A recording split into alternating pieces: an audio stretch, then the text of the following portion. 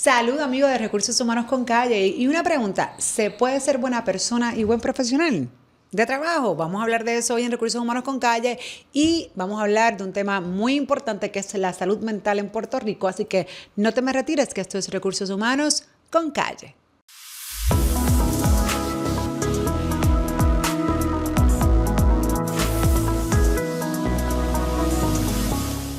Saludos amigos de Recursos Humanos con Calle y como les mencioné, mira, un tema sumamente importante que tenemos que no solamente discutir hoy, siempre hay que seguirlo discutiendo porque pues lamentablemente la salud mental es el problema de salud pública a nivel mundial que hoy día nos está afectando a la gran mayoría. Pero digo, yo tengo un invitado bien especial que ya nos ha acompañado, hace tiempo que no venía, pero nos había acompañado anteriormente, el doctor Joalex Antogiorgi. Muchas gracias. Me gradué, doctor. Se graduó, muchas gracias. Doctor en psiquiatría, que vamos a hablar de unos temas bien interesantes, pero yo quiero hacerle esta pregunta antes de entrar en el tema de salud mental. Yo quiero saber, doctor, una persona que sea mala persona, ¿puede ser buen profesional? Bueno, lo primero es que hay que definir lo que es mala persona. Claro, eso es relativo, ¿no? Depende a quién se lo pregunte. No hay una escala, no hay una guía para decir lo que es una mala persona. Pero hay que ver lo que está haciendo en su trabajo, en su profesión. Una persona que trabaja sola, una persona que no tiene ninguna persona que le esté supervisando, que tenga una tarea sencilla, que pues ahí no depende si es bueno o malo, solamente va a definir su trabajo como tal. Pero personas que están en el aspecto laboral, que tienen que ver con relaciones de personas, ¿verdad? Un oficinista, un doctor, pues esa parte uno no quiere un doctor que sea una mala persona. Las acciones de las personas son los que nos dejan llevar a nosotros si una persona es buena o mala. Y cuando nosotros vamos por las acciones de la persona, las buenas personas es la que usualmente buscan el bien de los demás, se preocupa, son empáticos. En las malas personas, como tradicionalmente se definen, es por estas personas que no les importa lo que los demás piensen. Así que va a afectar en su categoría dentro de lo que es el profesionalismo. Así que no podemos decirlo categóricamente, pero uno se puede dejar llevar por estas indicaciones, ¿verdad?, de lo que es una buena o mala persona para determinar en lo que su trabajo pudiera hacer. No, y es que en una ocasión yo leí un artículo bien interesante que, por ejemplo, y definitivamente eso es bien subjetivo, ¿no? Lamentablemente a veces pues hay personas que pueden definir conductas muy diferentes a otras personas, ¿verdad? Y muchas veces eso depende de sus valores, de sus crianzas. Pero, oye, vamos a hablar de cosas que son bastante general, incluso que pues técnicamente tendría algún caso, por ejemplo, estatal o federal. Una persona que roba, una persona que incluso que a lo mejor atropella a alguien y se va a la fuga o lo que fuera, ¿no? Casos como esos que sí son considerados pues incorrectos o malos, por decirlo así, pudiese ser una persona profesionalmente exitosa, porque para ser profesionalmente exitoso hay unas cualidades, unas competencias que hacen que esa persona brille, ¿no? Y que tenga éxito dentro del plano laboral que decida. Entonces, ¿cómo si personalmente incluso una persona que agreda a su pareja, que tenga problemas de violencia doméstica? Y eso lo vemos bastante, doctor. Muchos casos de violencia doméstica, pero entonces en el trabajo no es una persona exitosa o ha logrado unos grandes méritos en su carrera profesional. ¿Cómo se vincula o se desvincula esas personalidades? Y de hecho eso es algo que no tan solo nosotros lo estamos pensando, todo el mundo lo piensa, y los colegios, las personas que, ¿verdad?, si tenemos una profesión que sea licenciada, el colegio de médicos, si yo tuviera, siendo doctor, un problema con el uso de sustancias, yo tengo que demostrar que estoy buscando ayuda. Si bajo esos usos de sustancias yo cometo un crimen, como quizás por eso digo el uso de sustancias, guiar bajo los efectos del alcohol, pues ahí yo estoy exponiéndome dentro de, porque lo que se define como profesionalismo está basado en esas acciones que no tan solo tiene que ver con el trabajo, sino fuera de. Así que esto es algo que sí es controversial en el sentido de que uno puede ver cuáles son las acciones buenas o malas, pero hay acciones que son malas que de por sí ya podemos saber esto le va a afectar en su trabajo. Adicional, si estamos viendo una persona que está viéndose por un crimen, va a afectar su trabajo porque tiene las vistas, tiene que faltar a su trabajo, claro, no va a poder estar. Cosas. Pero de que puede ser exitoso en su trabajo, pudiera ser exitoso en la categoría del trabajo que estamos hablando, porque si es un trabajo que no tiene que ver con relaciones interpersonales, muchas veces nadie lo va a estar juzgando y nadie va a estar pendiente de ese tipo de acciones. Usualmente uno quiere una buena persona, no importa en cuál trabajo está. Por eso uno le pregunta cómo te fue en tu trabajo previo. ¿Cómo es que tú estás haciendo? Cuando uno hace todas estas preguntas para reclutar a alguien, son basadas en esta persona va a ser un buen fit con nosotros. ¿Y quién es una persona que hace un buen fit? Una buena persona, una persona que se preocupa por sus compañeros. No es tan solo la parte que puede ejecutar o no. Cuando uno hace una entrevista de trabajo, uno busca liderazgo, empatía, uno busca muchas cosas. Y, por ejemplo, los médicos y los abogados y todas estas profesiones licenciadas ya tienen unos estándares que uno tiene que exigirles para que ser una buena persona, si lo podemos por esa categoría, para cumplir fuera de lo profesional. Así que un doctor que es mala persona, que está haciendo crímenes en su área personal, no va a ser un buen profesional porque ni siquiera se lo van a permitir. Claro, claro, no, y definitivamente porque ya hay unas regulaciones, ¿no? Que pues si te enteras, porque no siempre, ¿verdad? La gente se entera y y se revocan esas licencias como tú mencionas. Pero mira, por ejemplo, hay muchos casos, ¿no? Que de estos grandes IQ, por cierto, no necesariamente inteligencia emocional, que se ha definido como la verdadera inteligencia, ¿no? Pero sí de IQ muy alto, con unas competencias, unas características extraordinarias de personas que han sido exitosos, pero en el bajo mundo. Porque precisamente dentro de esos talentos, digo, no lo han utilizado de forma correcta, pero si lo hubiesen utilizado de forma correcta, hubiesen sido bien exitosos, porque, y lo dice la historia, los grandes narcos, que realmente eso es un negocio ilegal, pero se corre muchas veces como un super negocio, son personas bien inteligentes, son personas con unas muy buenas cualidades y unos talentos bien competitivos. Pero obviamente en el mundo laboral hubiesen sido súper exitosos, decidieron otros caminos y otros bandos. Mira, doctor, y precisamente en ese tema, ¿no? De cuando te tratas y no te tratas, ¿verdad? Si tienes alguna condición, esos tratamientos, hasta qué punto tú pudieses mantener, por ejemplo, te pudieses mantener en un lugar de trabajo. Sabemos y hemos escuchado, ¿verdad?, que la salud mental va aumentando los casos, va aumentando las diferentes diagnósticos, si se pudiese llamar así, de salud mental en Puerto Rico. Vamos a empezar preguntando, ¿esas estadísticas existen en Puerto Rico? ¿Sabemos cuánta gente está comprometida con su salud mental en Puerto Rico? Lamentablemente no hay estadísticas actualizadas. Sí tenemos números. Por ejemplo, podemos decir de los trastornos de esquizofrenia, que usualmente pueden estar entre un 3 a un 10%. Un poco más elevados van a ser los trastornos de ansiedad, de depresión. Sabemos que hay muchos estudios que después de María, la prevalencia de estas condiciones aumentó. Y esto es, ¿verdad? Cuando estamos hablando de prevalencia, es cuán frecuente es esto en la comunidad. Y esto se da después de un evento catastrófico como lo es María, y por eso es que tenemos esa actualización. Pero las estadísticas nuevas, pues según AMSCA, van a venir ahora en 2027. Así que necesitamos más estadísticas. Podemos hablar de las diferentes incidencias en que no hay una discrepancia. Hasta ahora nunca ha habido una discrepancia entre lo que es las estadísticas mundiales con Puerto Rico. Cuando comparamos esos números, casi siempre estamos a la par en que los trastornos afectivos, lo que viene a ser la depresión, ansiedad, es lo más que predomina, y luego la parte más psicótica y uso de sustancias, pues también. Pero necesitamos mucha más estadística para decir al día cuántas personas están siendo afectadas, porque sabemos que si nos dejamos llevar por la línea Paz, esa línea Paz desde que pasó María ha aumentado muchísimo, incluso si te contestan. Sí, y si contestan. Hay veces que no contestan. O digo, yo tengo la experiencia y lo tengo que decir tal cual, porque nosotros en Recursos Humanos trabajamos protocolos de suicidio. Una vez una persona manifiesta que se quiere suicidar, responsablemente la organización debería tener un protocolo, y esta servidora ha llamado en conjunto con empleados y me han dicho que no tenemos camas. Sí, lamentablemente. No tenemos camas para aceptar a esa persona. O sea, lo hizo, déjame ver cuando te vuelvo la llamada, y no la devuelven. Sí, lo que es canalizar la acción, eso es algo que nosotros estamos bien deficientes. Y no tan solo ahora, estamos deficientes en coordinación de tratamiento con psiquiatras porque no tenemos los servicios.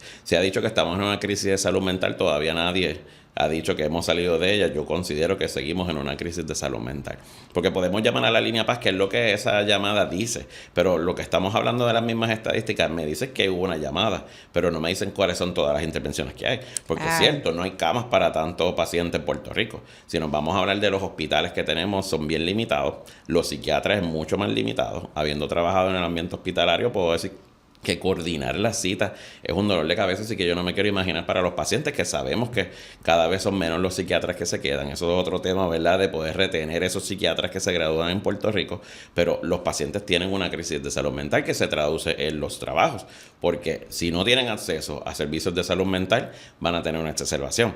Y eso no es de decir que son malas personas o buenas personas, porque muchos de los pacientes de salud mental son víctimas, no son más los agresores, sino que son víctimas de este sistema que no les puede brindar el tratamiento que ellos merecen. Y en esa accesibilidad de lo que serían los psiquiatras, psicólogos, trabajadores sociales, es en todas las categorías. Hay un montón de preguntas que me vienen a la mente, porque sí, oye, cada día más, por ejemplo, yo escucho esquizofrenia. A lo mejor siempre estuvo, no sé, y yo no la escuchaba, no sabía, pero no solamente en el trabajo, a nivel personal, simplemente es como que ya es un tema, ¿no? Y hemos visto incluso como recientemente casos de tragedia horrible, porque no hay otra palabra para describirlo. En Puerto Rico, pues han venido con diagnósticos de personas con esquizofrenia. Entonces, esto se cura, no se cura, se trata, si se trata, esas personas son aptas para trabajar, porque sabemos que hay cierta salud mental, ciertas condiciones que son inofensivas, pero también sabemos que hay ciertas condiciones que si no se tratan, pueden ser muy peligrosas, ¿no?, para su entorno. Así que no sé, de nuevo, yo sé que las estadísticas aquí siempre están mal, pero siempre están atrás, por no decir actualizadas, ¿no? Sabemos estas personas, por ejemplo, que se atienden, trabajan. Okay. Pues la esquizofrenia, para primero definirla, para que las personas más o menos tengan una idea, por encima es un trastorno de la percepción de la realidad, que se identifica mayormente tanto por la conducta como en el trastorno en el pensamiento. Muchas veces pueden tener lo que se llaman síntomas positivos, que es psicosis, no es que es bueno, sino de psicosis. Empiezan a escuchar cosas, a ver cosas que no están ahí, y también tienen unas ideas delirantes en el contenido de su pensamiento que pueden ser paranoides. Esa es la más común, la esquizofrenia tipo paranoide, como se le decía antes, porque ya no tiene subtipos. Pero entonces, eso lo que hace es que afecta cómo la persona percibe el mundo a su alrededor. Y muchas veces tiende, en la parte paranoide, a hacer los que sean hipervigilantes. Esto, al final del día, no es que lo va a poner más agresivo o menos agresivo que la población general. La mayoría de los estudios en todo el mundo demuestran que no es que haya una incidencia mucho más alta, es bastante similar a la de la población. ¿Qué pasa? Que tenemos que ver cuáles son las cosas que están afectando a estos pacientes. Estos pacientes pueden funcionar, e incluso la gran mayoría de ellos no son agresivos. Lo que pasa es que cuando hay un paciente que tiene esquizofrenia, que tiene un problema de salud mental, que está trabajando de alguna manera y tiene una crisis por falta de acceso al servicio, entonces eso es lo que sale en las noticias, es lo que se promueve.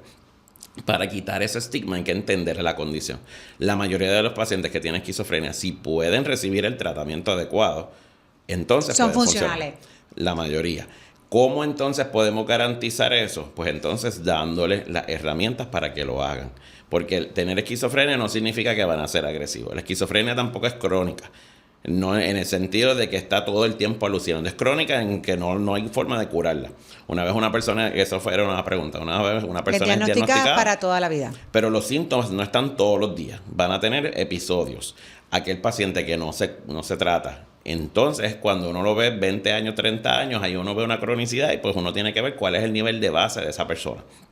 Pero si uno puede tratarlo y uno puede estar seguro de que el factor modificable mayor, que es el uso de sustancias, no está ahí, esa persona puede ser bien funcional.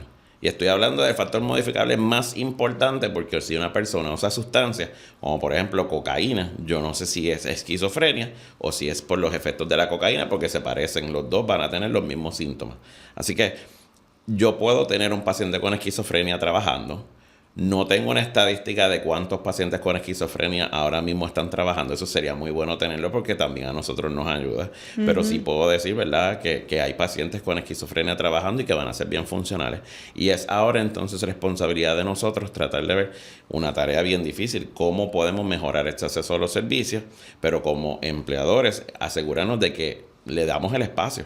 Porque una cosa es que yo no le dé el espacio tampoco, entonces ahí el empleador estaría en una desventaja porque tendría un paciente que no recibe servicios de salud mental y si lo tiene en el trabajo sin esos servicios, va a tener una exacerbación. Y fíjate, que bueno que lo mencionas, porque entonces, ¿cuál es ese espacio? O sea, una persona que, por ejemplo, tiene este tipo de condición, aparte de medicamentos que asumo que tiene que tener, son visitas periódicas, con mucha frecuencia, porque obviamente desde el punto de recursos humanos, nosotros pues dependiendo de la empresa, el tamaño del negocio, ahí está lo que es la ley ADA, que hay acomodos razonables, está lo que es el FMLA, que es una licencia médico-familiar para ciertas condiciones también del propio empleado, tenemos licencia de enfermedad, o sea, tenemos diferentes opciones para poder ayudar al empleado, si este fuera el caso.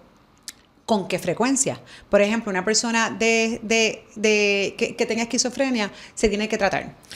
Por ejemplo, cuando uno va al cardiólogo, uno va más cuando está complicado y después le dan citas cada 6 meses o cada año cuando ya uno alcanza estabilidad. Okay. Lo mismo es con la esquizofrenia. Es una condición. Eso es regular porque aquí todo el mundo tiene algo. Que no tiene diabetes, todo el mundo tiene que ir al médico para algo. Porque todo el mundo ya tiene algo. De que sí es algo que tenemos que tener mucho en cuenta, sí. ¿Por qué? Porque las condiciones cardiovasculares pues no necesariamente pues afectan con un huracán. Pues sí, le puede subir la presión un poco, pero se toma el medicamento y se maneja. Una persona que tiene esquizofrenia, uno tiene que verlo desde un factor biopsicosocial.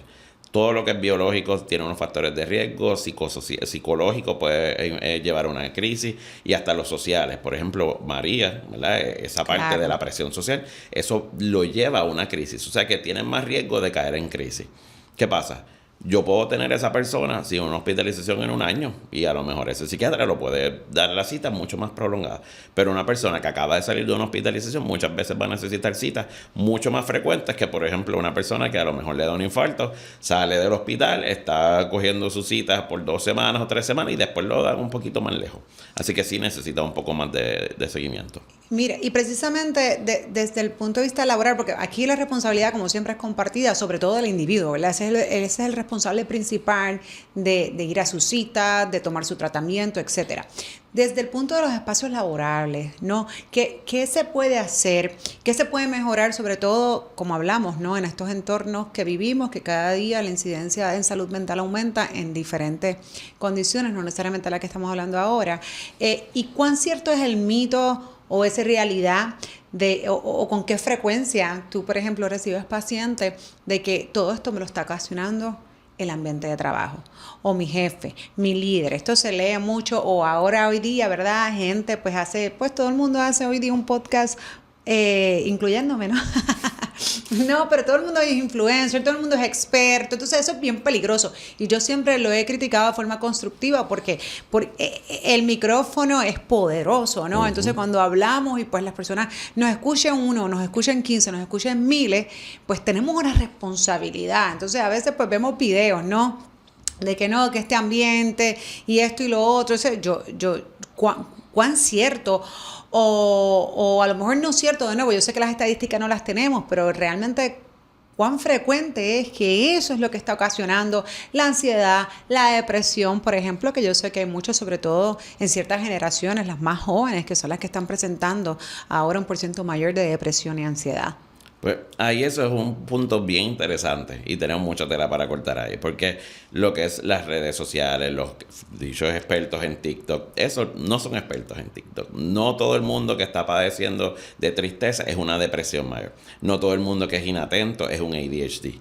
Hay que ir a nuestros profesionales para que le hagan un diagnóstico certero, porque si nos dejamos llevar por los expertos de las redes sociales, incluso si uno mismo busca en Google o en ChatGPT, que son las nuevas aplicaciones que ahora son los nuevos doctores, si uno va para allá, uno tiene la información, pero es cómo nosotros la aplicamos, cómo nosotros la ponemos a nuestros casos. Porque, ¿verdad? La primera pregunta, por ejemplo, decía sobre qué puede hacer una persona en un ambiente de trabajo.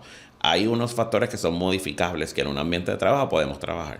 Por ejemplo, la accesibilidad para la cita, un ambiente de comunicación, evitar el estigma social, donde nosotros podamos reconocer cuáles son esas banderas rojas que quizás esa persona, que si quiere decir su diagnóstico de esquizofrenia a sus compañeros, ya ellos sepan de antemano que le pueden ayudar. Los cambios conductuales más pequeños pueden demostrar un gran paso en ese tratamiento. Por ejemplo, si esa persona reconoce que cuando yo empiezo a hablar mucho es que estoy en una crisis, es que eso es que estoy ansioso. Cuando dejo de dormir es que estoy en una crisis. Pues entonces ahí sus propios compañeros, el entorno es el que le puede ayudar en este paso, pero no es responsabilidad de ellos. Porque están los ambientes modificables y los no modificables. En un ambiente laboral, el modificable, ¿cuál es? Pues asegurarme de que yo tenga buena comunicación. Si necesito y buena educación, cita, para que precisamente cuando alguien, ¿verdad?, si abiertamente quiere decir de qué padece, no tengamos lo que pues en ambientes laborales le llamamos mobbing, o nos burlemos, o hagamos comentarios poco empáticos o fuera de lugar. Exacto. Y eso es más bien educación, ¿no? Dentro del plano laboral, de que pues todos tenemos derecho, ¿no? Y como a veces yo digo, mira, es que eso no le corresponde a ustedes. Ustedes simplemente canalicen a recursos humanos y nosotros lo manejamos y lo trabajamos. Y es para bajar el estigma, porque si lo canalizan dándole ayuda a esa persona, están bajando el estigma. Porque ¿qué pasa? Que si lo que hacemos es evitar a la persona, déjalo que ese es el loco de aquí. Ya utilizando ese tipo de vocabulario, entonces lo que hacemos es propiciar que la persona, si ya vamos a hablar de esquizofrenia que estábamos hablando, si ya es una persona con ideas paranoides, va a decir, ese es el loco de aquí, lo escucha y dice, ellos la tienen en contra mía. Y claro. entonces digo, además que es bien peligroso desde el punto de vista legal, porque obviamente pues eso se puede interpretar como cierto discrimen. Así que eso es otro tema, pero sí hay que ser bien cuidadoso con lo que hablamos de muchas cosas, ¿no? Pero en este caso, pues bajo una condición social, bajo una condición obviamente médica, bien delicado. Es bien delicado y es un factor no modificable porque la esquizofrenia no la podemos modificar. Así que sí nos podemos asegurar de tener políticas de no uso de sustancias. Ese es el factor modificable primero.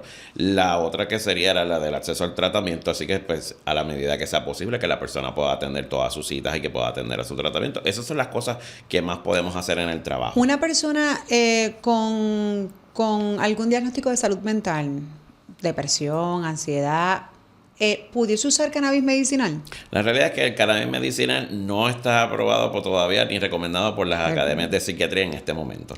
Yo tengo muchos pacientes que me preguntan al respecto de eso. No estoy criticando porque ahora mismo no es cuestión de criticar. Muchas personas lo utilizan también para condiciones de dolor y otras condiciones. Claro, porque puedes tener ambas. Por eso pregunto. Pero entonces si tienes, por ejemplo, una condición de dolor y que entonces pues a lo mejor otro médico bajo otra especialidad sí lo recomendaría, pero tienes una condición de salud mental, ¿sería contraproducente o no? Esa es la pregunta. Y ahí es donde no hay ninguna recomendación todavía que me diga que lo podemos promover o que podemos utilizarlo con nuestros pacientes. Por eso es que los psiquiatras no lo están haciendo. Y el ejemplo más claro que yo le doy a todos ellos es que a lo mejor yo tengo 4 y de eso uno tiene una reacción de salud mental, de mayor ansiedad, insomnio, y pues esa parte pues todavía no tenemos evidencia, no tenemos un estudio que significativamente me pueda validar esa recomendación todavía para condiciones de salud mental. ¿Y con qué frecuencia recibes empleados que te dicen, no, es que yo estoy en un ambiente tóxico, no, es que yo trabajo bajo un estrés laboral y eso me provoca mi ansiedad y ya yo no quiero ir, ¿verdad? Y que eso es lo que muchas veces escuchamos dentro del plano laboral, y que muchas veces incluso los empleados van al fondo, etcétera, pues porque tienen ansiedad por su trabajo, etcétera. ¿Con qué frecuencia escuchas esto y realmente cuál es el resultado? ¿Ves? Porque pues nosotros tenemos ciertas limitaciones. Yo lo manejo, ¿no? Una vez yo recibo una queja, una situación de esto, pero yo no entro al plano más allá individual. Y yo sí sé que y es que todos cargamos, ¿verdad? Tenemos nuestras cargas, nuestros problemas personales y pudiese ser que el entorno laboral no fomente o no ayude a eso, pero ya tenemos algo que venimos arrastrando que nos crea estrés, ¿ves? Así que, ¿cómo realmente podemos definir? Mira, es esto, es lo otro, es la combinación. ¿Con qué frecuencia eso ocurre, doctor? Pues la realidad es que muchos pacientes que nosotros tenemos hospitalizados y de los que hemos visto, sí en algún momento han dicho eso. Y esto es algo bastante frecuente. En el trabajo no me consideran. En el trabajo brincaron a tal persona por encima de mí para una promoción. Y esto lo vemos desde todas las edades. Los niños también, porque mi papá se queja del trabajo. Porque los niños vemos cómo ellos absorben toda la información y no tan solo son los estresores de ellos, sino los estresores de los papás. Claro. Así que pues eso afecta el núcleo familiar completo. Pero ahí es donde nosotros vemos, para poder diferenciar si es en el trabajo o si es de las personas, empezar a darle herramientas para poder manejar esto. Usualmente si la disfunción es en el trabajo solamente, pues ahí uno puede decir es en el ambiente laboral. Pero si vemos que la disfunción también se está llevando a otros ambientes, que en la casa también está bien irritable, que en la casa tiene síntomas depresivos, que no quiere hablar con las personas, que también siente que le están haciendo daño en la casa, pues entonces ahí uno puede decir, mira, esto quizás no es solamente en este ambiente. Nosotros en la psiquiatría lo que tratamos es de dar esa parte de la percepción de la realidad, cómo nosotros podemos ajustarnos y manejarnos. Hay muchas veces en que esa es la realidad de la persona. Yo le pregunto, ¿tu trabajo te molesta tanto? ¿Tú te puedes mover de trabajo? ¿Es una alternativa para ti en este momento? Si me dicen que no, pues ¿qué vamos a hacer? Uno tiene que ajustarse y uno tiene que empezar a buscar cuáles son las realidades. Si no se quiere quedar en ese trabajo, pues tratemos de buscar, aunque sea a largo plazo, una alternativa. Pero sabemos que esa no es la realidad en Puerto Rico, porque aquí no es como que los trabajos llueven. Hay mucha escasez, ¿verdad?, para poder contratar a las personas. Así que tenemos que trabajar con eso. Y así es como lo diferenciamos, viendo los ambientes. Si está disfuncionando afuera, si está disfuncionando solo en el trabajo, y ahí entonces tratar de llegar a cuán real eso puede ser. Porque muchas veces si estamos hablando de trastornos psicóticos, pues puede ser imaginado, puede ser percibido. Y no quiero decir imaginado, esa es la realidad de ellos. Porque Claro. esa es la realidad. En su mente ellos sí lo piensan que es así, pero cuando vemos con la evidencia no la hay. Así que pues uno tiene que ir buscando, y cuando nos hacemos las evaluaciones nos centramos en los hechos. Ok, ¿qué fue lo que pasó? ¿Validado por quién? ¿Quién no fue? Y ahí los educamos sobre la condición y lo que eso conlleva. En muchos pacientes pueden verlo. En la gran mayoría, cuando ya llevan muchos años dentro de la condición, no lo pueden ver tan fácil. Y la mayoría de los pacientes tienen continuidad de su tratamiento o muchos lo abandonan. Yo quisiera decir que vivimos en un lugar donde hay continuidad de tratamiento. Y lo quisiera decir, pero tengo que ser realista. La mayoría de los pacientes en Puerto Rico tienen muchos problemas en teniendo esa continuidad. Y no es necesariamente porque no la quieran tener. Es porque o los psiquiatras se retiren y después conseguir citas con otros psiquiatras es imposible. Y no es culpa de los psiquiatras porque pues también tienen agenda llena. O sea que estamos hablando de escasez de los proveedores. Así que sí tienen la motivación, sí hay accesos a servicios, pero la frecuencia o quizás la necesidad de lo que ellos están llevándose no es lo que se está cumpliendo. Lamentablemente eso lo puedo decir así porque lo hemos visto en la calle. Lo vemos que las personas es en accesibilidad y es lo que queremos. Queremos precisamente tener más psiquiatras, trabajadores sociales. Estoy hablando por psiquiatría, pero puedo hablar por los trabajadores sociales también, que son muy pocos, psicólogos, consejeros. O sea, hay un montón de profesionales de salud Y que mental. encima, que es la realidad, que es lo que se dice, por ejemplo, del Departamento de la Familia. O sea, no hay basto de tantos trabajadores sociales para atender tantos casos que tristemente ocurren en este país. Y a eso le suma que somos humanos y que ellos también se drenan. O sea, que tras que estás atendiendo un montón de casos que humanamente es casi imposible, a eso le sumas que llega el momento donde uno también hace shutdown, donde te drena, porque es a veces en recursos humanos y son tantas las situaciones, tantos los problemas, incluso que a veces tú quisieras poder dar un poquito más, porque son situaciones personales que se manifiestan en el espacio de trabajo y tienen ciertas limitaciones, pero igual eso uno se lo lleva para la casa. Que definitivamente uno tiene que trabajar con uno mismo también, así que sí, wow, qué mucha necesidad. Y los psiquiatras, perdona que la interrupción, pero los psiquiatras y los psicólogos muchas veces estamos en la oficina hablando y haciendo la salvedad de estos trabajadores sociales. Ellos muchas veces están en el field, que lo ven cuando está ocurriendo en el evento, ven las circunstancias. Eso, ¿verdad? A la misma vez es el burnout, el quemazón de los proveedores, que también nosotros después tenemos que proveerle ayuda a ellos también. Así que ese punto también es bien interesante y quería validarlo también de nuestros compañeros, porque la dificultad que ellos pasan, pues también hay que reconocerla. Sí, no, es que son traumas para ellos igual, porque independientemente uno puede estudiar todo lo que uno quiera, pero tú no es hasta que tú te enfrentas a esa situación, la ves de frente, a color, que tú dices, wow, esto sí existe. Por eso es que la persona que es buena tiene empatía y Claro. puede ser un buen profesional en esas áreas, y en esas áreas una buena persona pues va a tener empatía y va a decir, esto tengo que manejarlo yo también de una manera porque si no me va a afectar, porque reconoce lo que está pasando y cómo eso puede ser entonces algo que le afecte. Gracias, doctor. Antes de irnos, algo que usted diría, mira, esto, ¿verdad? Es mi recomendación a futuro o dentro, ¿verdad? De lo que son los escenarios laborales, de nuevo, porque pues ya vemos que esto pique y se extiende. Quisiéramos decir que no, pero lamentablemente el tema de salud mental es un tema que llevamos años diciéndolo, pero no es hasta que finalmente se vio que todo el mundo lo está parpando, que entonces dice, rayo, pues mira, de verdad que esto sí ha incrementado. ¿Qué recomendación en modo general usted haría? Lo primero es comunicación. Si ustedes ven algo, y esto no es necesariamente para los pacientes tienen acceso al psiquiatra y pueden reconocer sus síntomas y trabajarlos, pero yo quisiera bajar el estigma con los pacientes de salud mental. Si uno está trabajando con alguien y uno piensa que esa persona está pasando por una situación difícil, lo ve aislado, lo ve deprimido, cualquier cambio en la conducta de una persona, eso vamos a hablarlo. Y no tiene que ser ellos los terapistas. Yo nunca le pido ni a los familiares. Cuando ellos vienen a donde mí, yo les digo, ustedes lo que van a hacer es brindar apoyo. Ustedes no son los psiquiatras, no son los psicólogos, no son los que le van a dar ese tratamiento. Pero si alguien ve un cambio en aislamiento, en conducta, no se está disfrutando las cosas como antes, su trabajo ha decaído, que la calidad de lo que está haciendo no es la misma, preocúpense. Díganle. Incluso en la sensibilidad, que yo creo que eso es algo que es bien común, que por lo menos yo he visto de personas que de la noche a la mañana pues lloran por cosas que, digo, que nunca lloraban, vamos, y que ahora entonces lloran por cualquier tontería, están, ¿sabes? Constantemente muy sensibles, pues oye, eso es un cambio que es obvio y que lo vemos y que físicamente lo estamos viendo. Eso es una bandera roja cuando vemos ese cambio, cuando vemos que la persona no está buscando la ayuda, no está interactuando. Ya nosotros tenemos que, mire, vamos a preocuparnos. La situación en Puerto Rico no es fácil para nadie.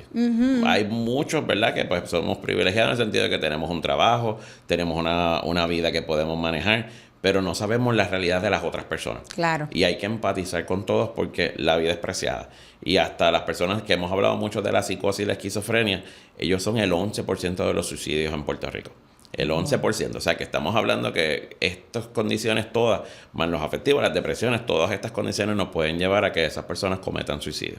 Así que eso es lo que yo me gustaría exaltar, de que tratemos de hacer esto. En otro foro después discutiremos cómo podemos retener más psiquiatras y trabajadores de salud mental. Pero eso es lo que yo quisiera, que pudiéramos darle el acceso a todos, pero como no podemos brindar el acceso tan rápido y emergente, si en el ambiente del trabajo o en sus casas ustedes ven esos cambios, llamen a la línea PAR 981-991, o sea, 911, que 911, a cualquier línea de ayuda que les pueda ayudar, porque lo que queremos es que podamos canalizarlo. Después otra persona le brindará el tratamiento, pero que podamos ayudarlo. Excelente, gracias doctora. Así que hay que seguir educándose. Yo sé que a veces nosotros lo que no nos agrada o no queremos escuchar lo omitimos, pero pues es una realidad que hay que atender y no atenderla a tiempo sobre todo pues tiene unas consecuencias mayores. Así que a seguir educándose y apoyando, como dijo el doctor. Esto es Recursos Humanos con Calle.